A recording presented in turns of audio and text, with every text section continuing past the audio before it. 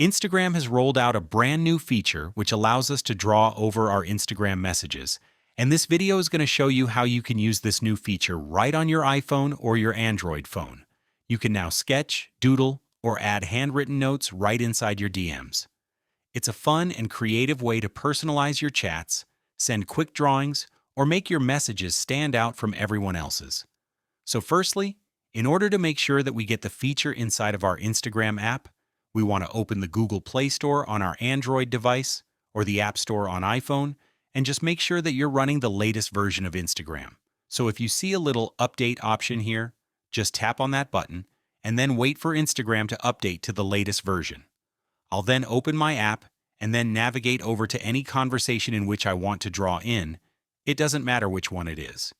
It can be a group chat or an individual chat, and I'll quickly open this one as an example.